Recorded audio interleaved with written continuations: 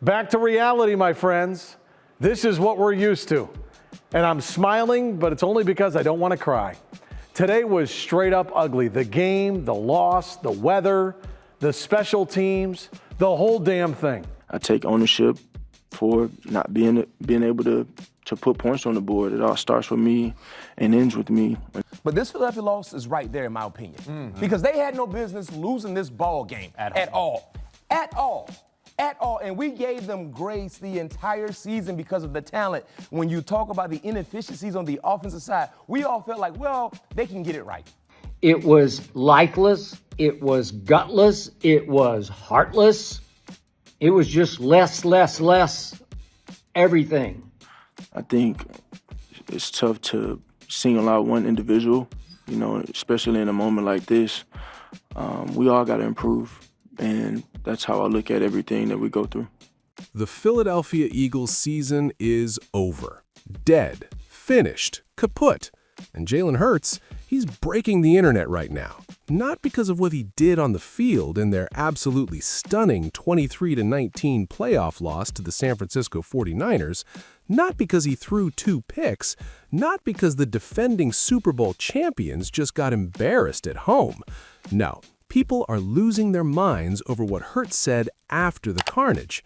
And folks, we need to dissect this because what's happening right now is way more complicated than a simple post-game press conference. And it's hard to explain why. If they didn't have any talent, that's the easy answer. They don't have talent. The Philadelphia Eagles just suffered one of the most humiliating defeats in recent playoff history. Let that marinate for a second. The defending Super Bowl champions playing at home against a 49ers team that was literally held together with duct tape and prayer. The 49ers won this game with their 5th, 6th, and 7th linebackers on the roster. The 49ers won this game and outgained Philadelphia 361-307 without Nick Bosa, without Fred Warner, without Brandon Ayuk. Screw you. Without Nick Bosa, without Fred Warner, without George Kittle, who tore his Achilles in the first half, the 49ers were playing guys pulled off couches, practice squad nobodies, and they still dominated. Eric Kendricks, you know who that is? A 33-year-old linebacker the Dallas Cowboys dumped, considered washed, finished, done. 49ers literally pulled him off his couch and said, we got nothing. We got nothing. Today, Eric Kendricks had 10 tackles and looked like Fred Warner to me. 10 tackles, game-saving pass breakup on the final play. A career Cowboys cast-off just ended Philadelphia's season. That's the context. That's what makes this post-game presser so explosive. Because when Jalen Hurts walked up to that podium, cameras flashing, reporters ready to tear into this disaster, everyone expected something.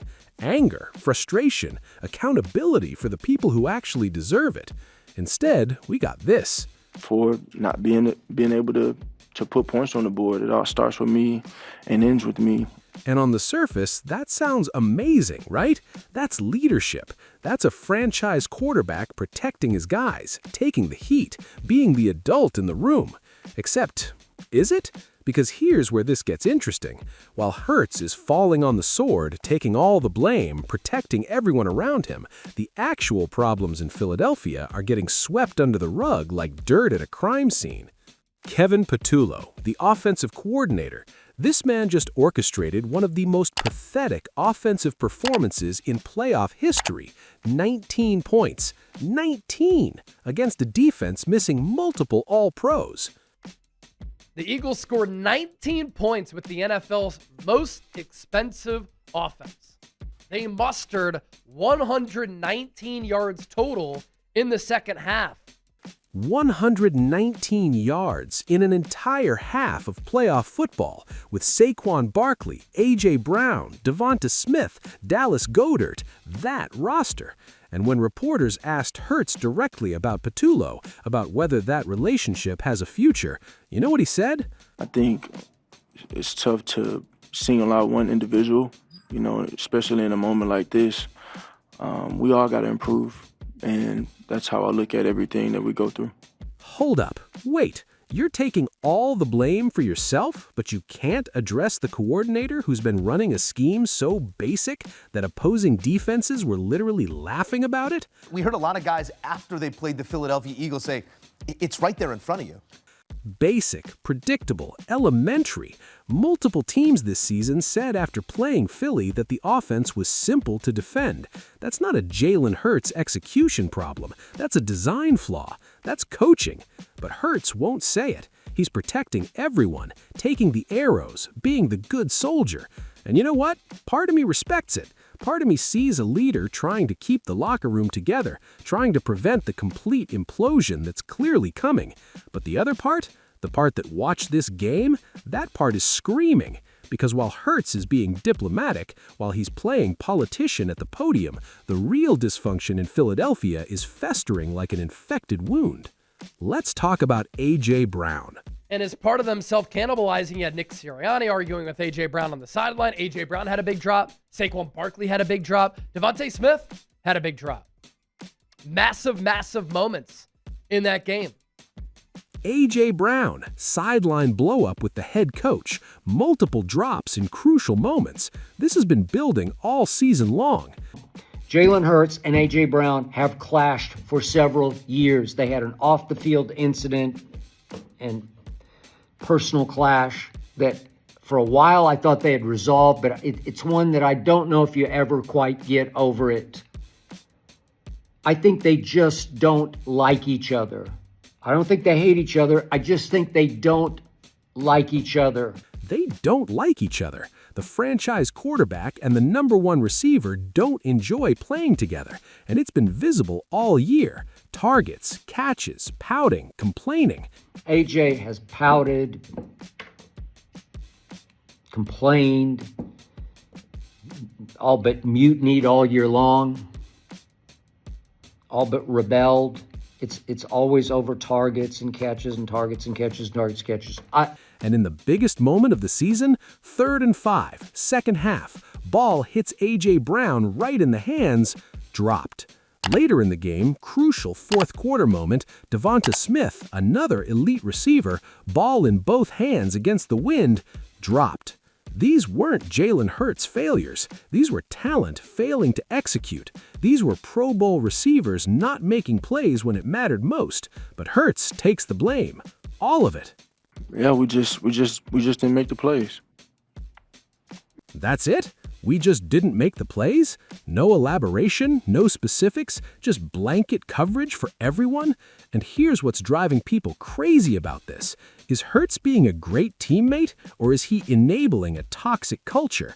Because CBS analyst Jonathan Jones said something after this game that should make every Eagles fan's blood run cold. But they did not keep their issues in-house. It spilled out for everyone to see. And there was a lot of dirty laundry that was out there. And just imagine of what we heard and what we saw this season. Imagine what we didn't hear and what we didn't see. If that's what came out onto Broad Street. Read between those lines. The stuff we saw was bad enough. The sideline arguments, the dropped passes, the body language, the friction. But what we didn't see? That's the scary part. This is a team that won the Super Bowl last year with Kellen Moore as offensive coordinator. Same talent, same weapons, different coordinator, different results. But this is a team that offensively did what they did last season, did what they did to a proud Kansas City Chiefs defense there in the Superdome. And so you do have to wonder when they did it with Kellen Moore, who's now the New Orleans Saints head coach, why isn't it working with Kevin Patullo? Why isn't it working? That's the question Hurts won't answer. That's the question he's actively avoiding. And when you watch that press conference, when you see him deflecting, protecting, taking blame for things that weren't his fault, you have to ask, what is he really doing here? The man threw for 168 yards, 20 of 35. No turnovers if we're not counting the interceptions. But those picks, both were great plays by Quinny and Mitchell, not terrible decisions by Hurts. Brock Purdy threw 2 interceptions in this game. 2 great plays made by the first-team All-Pro in Quinyon Mitchell. But the Eagles only scored 3 points off those 2 turnovers. Christian McCaffrey had over 100 yards. The 49ers turned the ball over twice and still won because they have Kyle Shanahan. They have a system. They have coaching. What do the Eagles have? Talent that can't execute, receivers dropping balls, a basic offensive scheme, and a quarterback who won't call anyone out. It was about winning, and that's something that we didn't collectively do, and that starts with me. So I take it very personally on that. Everything was there. He's right about that. Home field, better roster on paper, rest advantage, everything. And they blew it. Bryant McFadden, two-time Super Bowl champion, said it perfectly. Because they had no business losing this ball game at all. And we gave them grace the entire season because of the talent. No business losing. None. Kyle Shanahan outcoached Nick Sirianni so badly it should be illegal.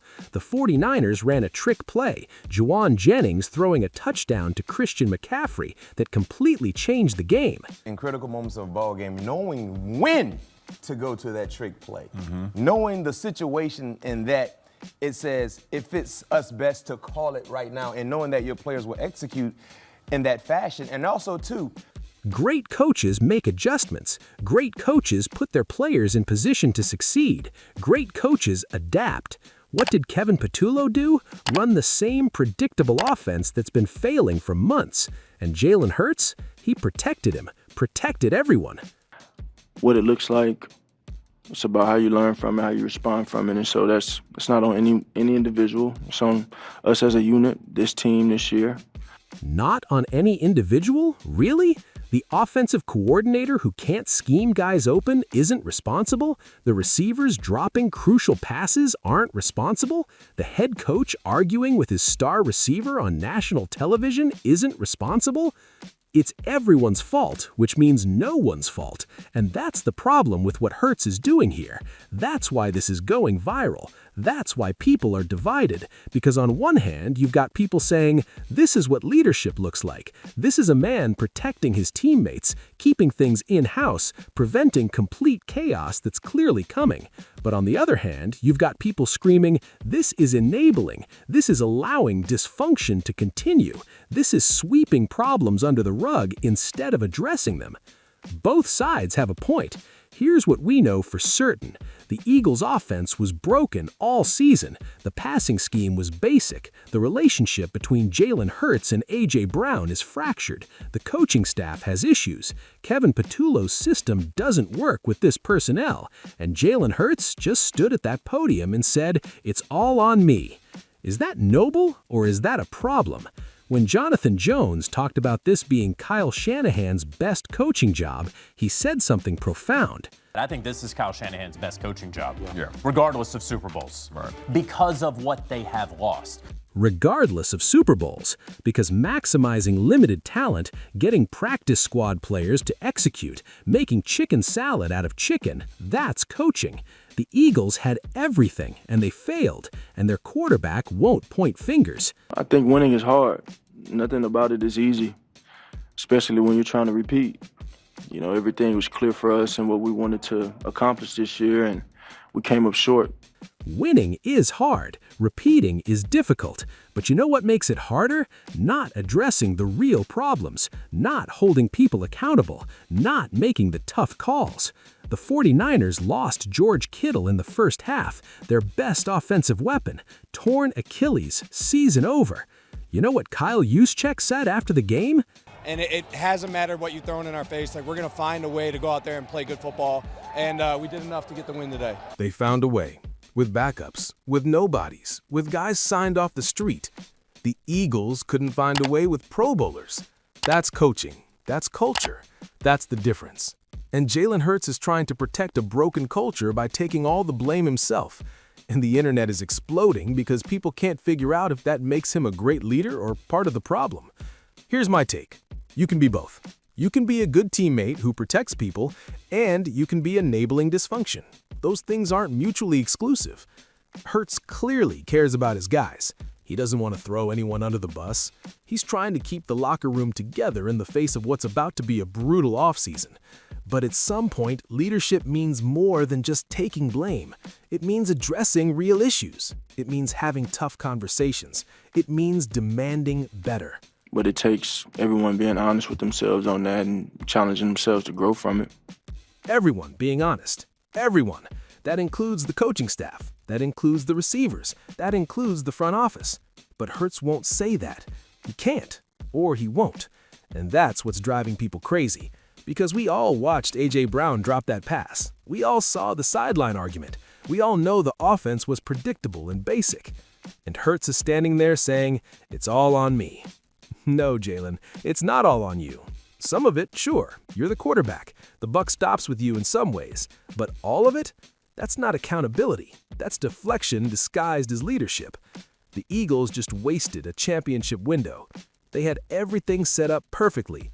Home game, weakened opponent, rest advantage, and they got embarrassed. It was disgusting. It was hard to watch. 19 points, at home, in the playoffs, with that roster. Unacceptable. And as Jalen Hurts goes viral for his noble-sounding quotes about taking ownership, the real questions remain unanswered.